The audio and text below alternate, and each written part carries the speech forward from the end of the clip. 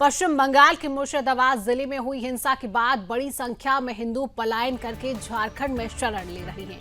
बंगाल से पीड़ित हिंदू परिवार के 13 सदस्य झारखंड के साहिबगंज में शरण लिए हुए हैं। बता दें, हुई हिंसा में गोविंद दास और उनके बेटे चंदन दास की हत्या कर दी गई थी। दोनों जफराबाद मार्केट में नाश्ते की दुकान चलाते थे। मृतक के भतीजे हृदय दास ने बताया कि 12 अप्रैल को सुबह करीब 11 बजे जफराबाद में करीब 500 उपद्रवियों ने उनके चाचा और भाई को दुकान से खींचकर धारदार हथियार से बेरहमी से हत्या कर दी।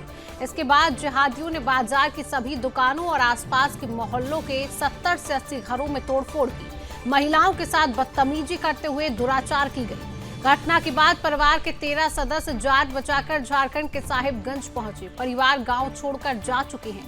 मामले में हिंदू धर्म रक्षा मंच के संत कुमार घोष ने राष्ट्रपति, प्रधानमंत्री सहित अन्य लोगों को ईमेल पत्र भेजकर पीड़ितों को उचित सहायता उपलब्ध कराने की मांग की है। वहीं पीड़ितों ने क्या कुछ कहा, आइए आपको सुनाते हैं। प्राय एरकम नौका अनेक प्राय 40-50 দ্বিতীয়বার আবার এসে তখন বললো কি যে আমার কাকাতো ভাইকে টেনে কপিয়ে ফোন করেছে রাস্তায়। কোনো প্রশাসনের কোনো ব্যবস্থা ছিল না। প্রশাসনকে ফোন করছে তো কোনো প্রশাসন এলো। মারা যাওয়ার পর তখন প্রশাসন এলো। তারপর অ্যাম্বুলেন্স ডাকলাম তো অ্যাম্বুলেন্স এলো না। এখন প্রাইভেট গাড়ি নিয়ে গেলাম। প্রাইভেট গাড়ি নিয়ে যেয়ে হসপিটাল নিয়ে যেয়ে মৃত্যু বলে ঘোষণা করলো। ঘোষণা করার পর আবার নিয়ে আসলাম। পুলিশ এলো। পুলিশ এসে তখন বলছে যে পোস্টমর্টম করে নিয়ে যাবো। আমরা যেতে দিচ্ছিলাম না, যে আমরা ওত করতে নিয়ে যাবেন, তো আমরা কি করব, কোথায় থাকবো? দরকার হলে আমরাকে খারো করে গুলি করে দেন, কিন্তু আমরাকে কোনো ব্যবস্থা না করলে আমরা যেতে দেবো না। তো বলছে ঠিক আছে, আমরা আপনাদের ব্যবস্থা করে দেবো। তার সাথে আবার বলছে যে না আবার আসছি বলে আমরা তখন প্রণাম করে একটা গাড়ি দেখে মাকে পেশেন্ট বানিয়ে রাস্তা দিয়ে আমরা এসে আমাকে পাকুড় পৌঁছে দিল। আর পাহাড়ে ধরে দাদা এইটুকুন আমাকে পৌঁছে দেন। তো পাকুড়ের থেকে ট্রেন ধরে আমরা তখন এসে ঝাড়খণ্ডে পৌঁছালাম।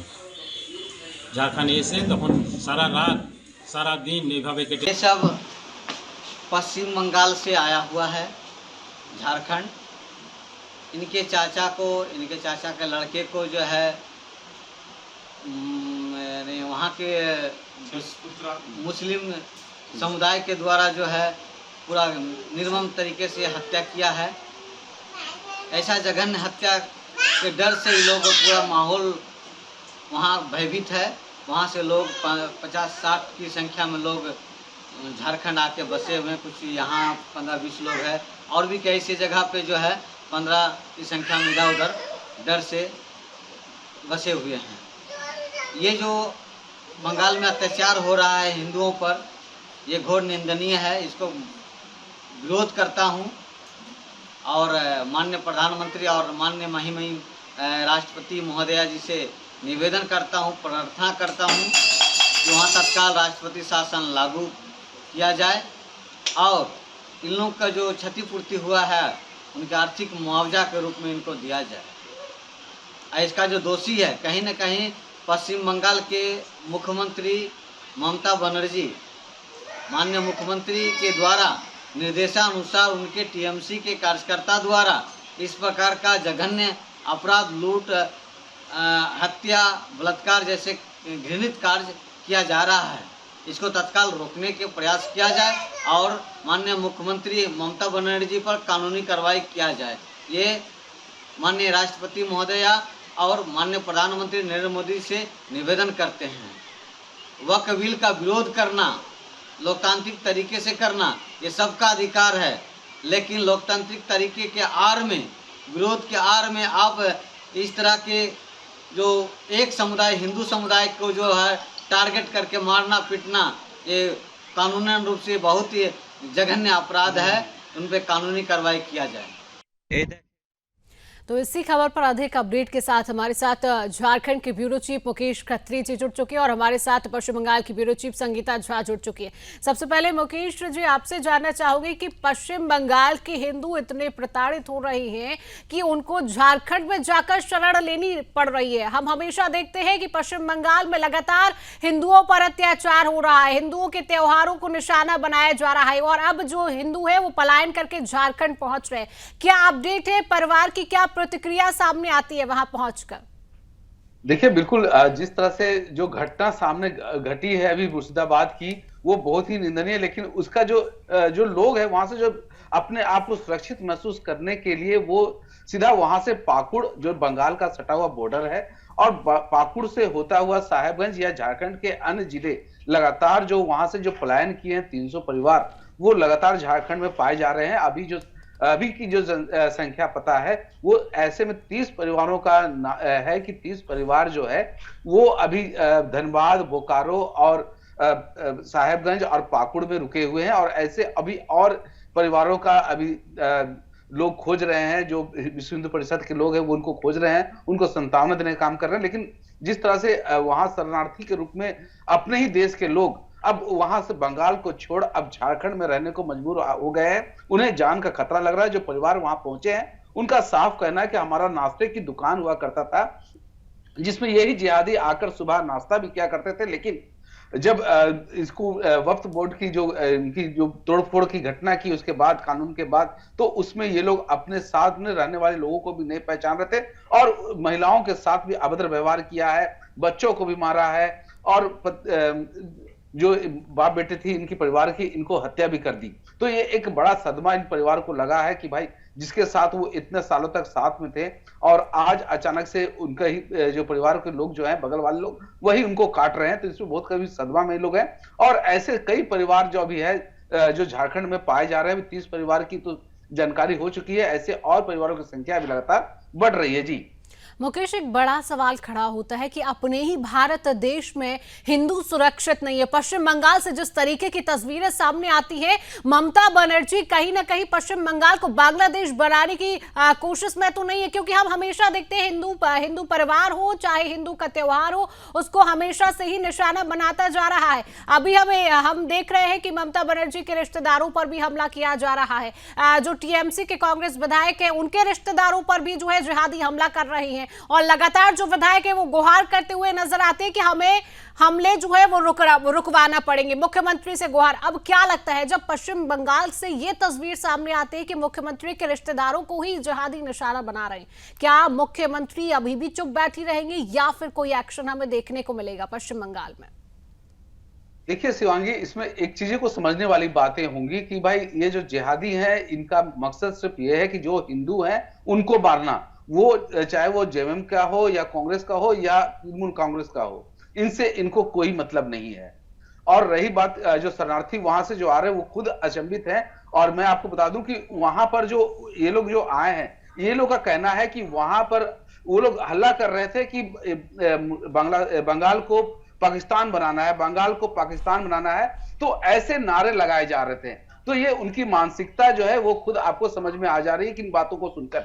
दूसरी बात, जब सामने रहने वाले, साथ में रहने वाले लोगों को जब वो जान मारने को उतारू हैं और महिलाओं को नहीं छोड़ रहे हैं, तो उनकी मजहब क्या है वो भी समझने वाली बात है। ऐसे में ममता दीदी की सरकार है, उनको भी समझने की बात है कि जब उनके मंत्री या सांसद या उनके पार्टी के कार्यकर्ता अगर वो हिंदू हैं तो उनको भी इसका खतरा आज नहीं तो कल झेलना पड़ेगा, क्योंकि ये जो जिहादी हैं इनसे हिंदू से दुश्मनी है, इनको पार्टी से दुश्मनी नहीं है, इनको तृणमूल पार्टी से मतलब नहीं है। अगर तृणमूल कांग्रेस का कोई हिंदू है तो वो इनके लिए काफिर है, और ये उनको मारेंगे, क्योंकि उनका मकसद है कि अब हमारी जनसंख्या जो है बंगाल में बढ़ गई है, अब इसको हम एक इस्लामिक राज्य की तरह इस्तेमाल करेंगे, इसको हम पाकिस्तान का एक हिस्सा मानेंगे।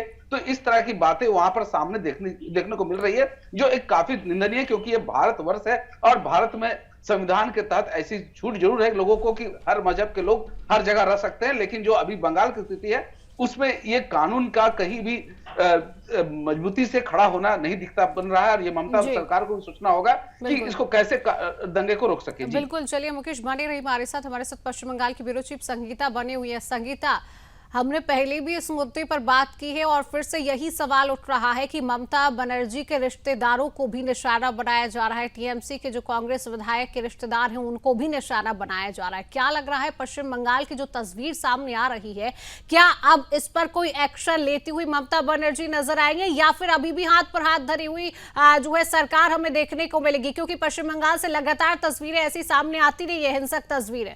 क्या अपडेट मिल रहा है संगीता इसको लेकर? अभी देखिए शिवांगी, मैं बता दूं कि पश्चिम बंगाल के कोने कोने से भी जो है हिंदुओं पर अत्याचार के मामले पहले भी सामने आए हैं, और अब ये वक्त दिन के आगे में जो हमले हो रहे हैं ये भी जो है ये किसी से छिपा नहीं है, पूरा देश देख रहा है। सिर्फ देश नहीं, देश के बाहर भी देख रहे हैं। अभी कुछ दिनों पूर्व जब ममता बनर्जी गई थी, बाहर गई थी, तब भी उन्हें विरोध का सामना करना पड़ा था।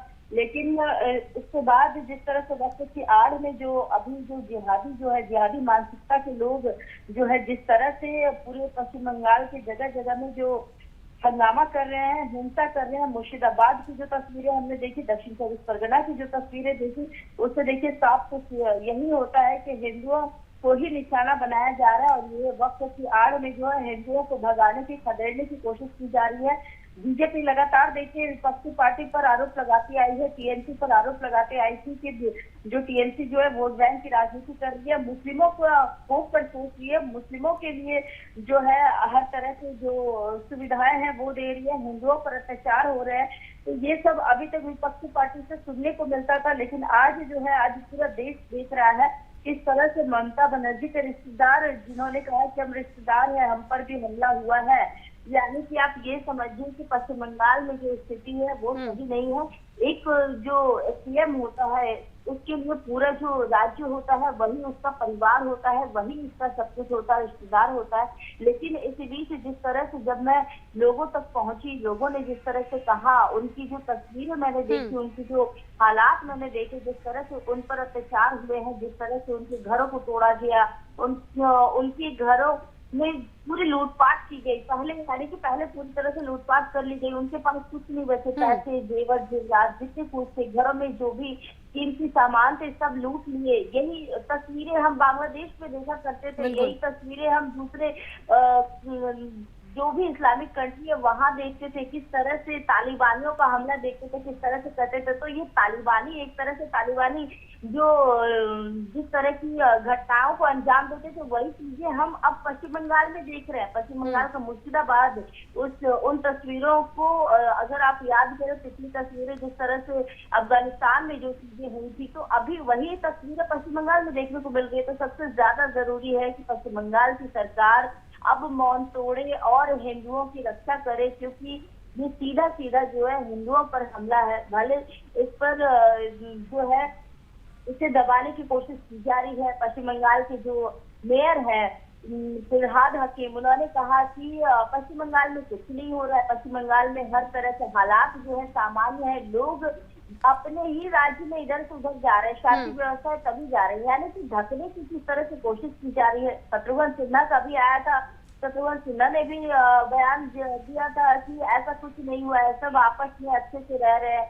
तो इन नेताओं को सबसे पहले जरूरी है कि इन नेताओं को जो ये लोग बताते हैं कि नहीं ऐसी कोई घटनाएं नहीं होगी, इन्हें सबसे पहले जो है हिंदुओं के लिए आकर समझना पड़ेगा कि किस तरह से हिंदुओं। बिल्कुल संगीता, ये पहली दफा नहीं है जब नेता जो है कहीं ना कहीं मामले को ढकने की कोशिश कर रहे हैं। फिलहाल मुकेश और संगीता बनी रही हमारी बात। पश्चिम बंगाल के मुर्शिदाबाद जिले में हुई हिंसा के बाद बड़ी संख्या में हिंदू पलायन करके झारखंड में शरण ले रही हैं।